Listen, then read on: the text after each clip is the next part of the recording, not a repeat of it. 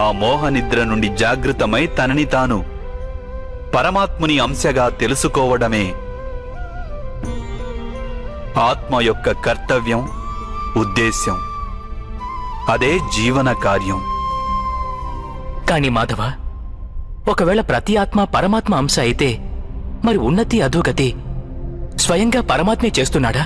బురదలో పడిన రత్నం ఏ విధంగా ప్రకాశించదో అదే విధంగా ప్రకృతిలోని 24 పదార్థాల నుండి వేరైన ఆత్మ అది ఒక పరమాత్మ అంశే అనే సత్యాన్ని విస్మరిస్తుంది. ఆత్మలు ఎక్కువ శాతం తమ దేహాన్నే సర్వస్వంగా భావిస్తాయి. తాము దేహానికి భిన్నమని అవి తెలుసుకోలేకపోతాయి. శరీరానికి కలిగే సుఖం, దుఃఖం, రుచి, వాసన ఇత్యాది అనుభవాలను అవి తమ అనుభవాలని భావిస్తుంటాయి.